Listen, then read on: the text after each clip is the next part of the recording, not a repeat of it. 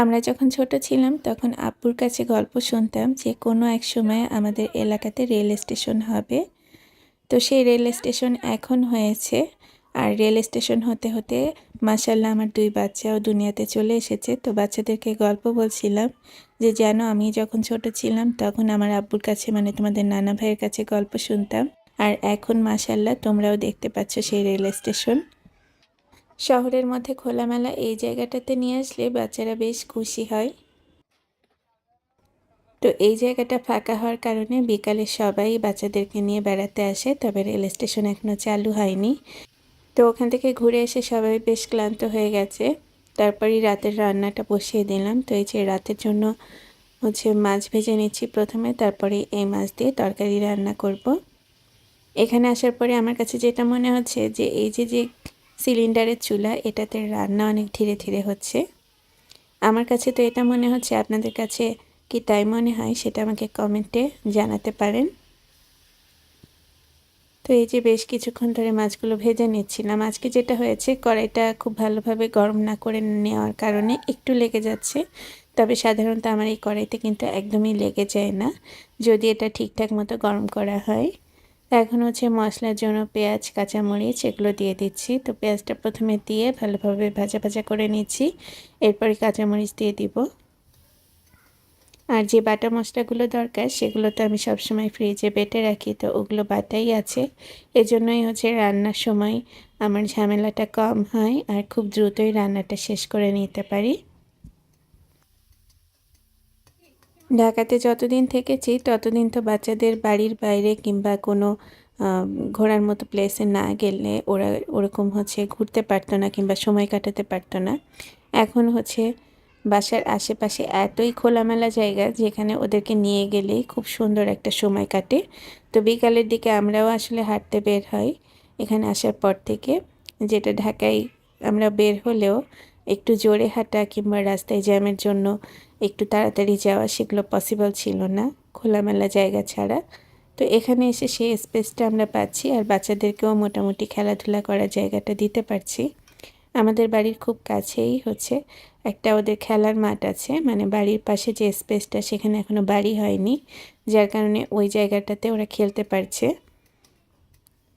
তো এখন মশলাটা কষিয়ে নিচ্ছি। মশলা কষানোর সময় মরিচ দিয়ে দিয়েছি, আর এই মরিচগুলো আমার কাছে খুব স্পেশাল লাগে। এর আগে আপনাদের আগের কোনো একটা এপিসোডে শেয়ার করেছিলাম যে এই মরিচগুলোকে আমি ট্যাপা মরিচ বলি।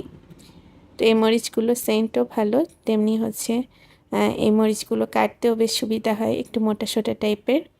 এই মরিচগুলো ঢাকাতেও রেখেছিলাম, তবে ওখানে প্রাইসটা অনেক বেশি ছিল, এজন্য কেনা হয়নি।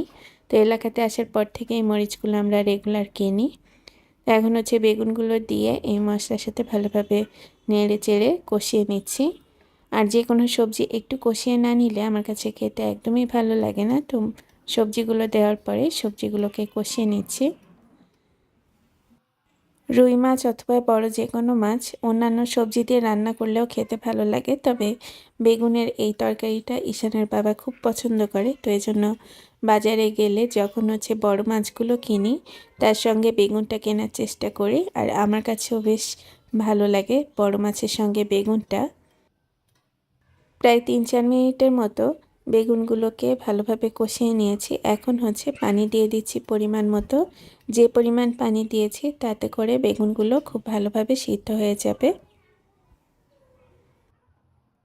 ঢাকা থেকে আসার সময় সব কিছু যেমন গোছগাছ করেছিলাম, তখনও বেশ কিছুদিন সময় হাতে নিয়ে তারপরে জিনিসপত্র সব গোছগাছ করে এনেছিলাম।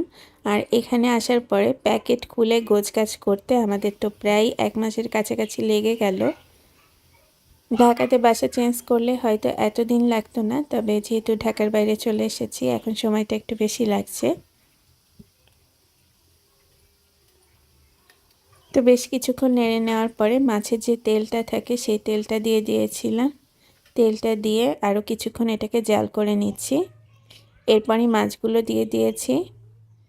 মাছগুলো দিয়ে আরও 2-3 মিনিটের মতো এটাকে রান্না করে নিচ্ছি। আর নামানোর আগে অবশ্যই এটার মধ্যে ভাজা জিরার গুঁড়া দিয়ে দিতে হবে। ভাজা জিরার গুঁড়া দিলেই কিন্তু যে কোনো তরকারির স্বাদ একেবারে চেঞ্জ হয়ে যায়। আমরা তো ছোটোবেলায় দেখতাম আম্মু কিংবা অন্য যে কেউ রান্না করলে তরকারিতে এক ধরনের ফোড়ন দিত, সেটা হচ্ছে পেঁয়াজ আর জিরা, এই দুইটাকে ভেজে তারপরে তুলে রাখতো, আর তরকারি নামানোর কিছুক্ষণ আগে ওটা দিয়ে দিত। আমিও মাঝে মধ্যে ওভাবে রান্না করি, তবে ওতে একটু সময় বেশি লাগে। তো এই জন্যই হচ্ছে ভাজা জিরার গুঁড়াটা ভেজে একটা কন্টেনারে করে রেখে দেই, অনেক দিন ভালো থাকে কাচের কন্টেনারে রাখলে। তরকারিটাও রান্না হয়ে গেছে, আমি তো এখন সবাইকে খাবার সার্ভ করতে চলে যাচ্ছি। ভিডিওটা আপনাদের কাছে কেমন লেগেছে কমেন্ট করে জানাবেন। আশা করছি এরকমই নতুন ভিডিও নিয়ে খুব তাড়াতাড়ি ফিরে আসবো। আল্লাহ হাফেজ সবাইকে।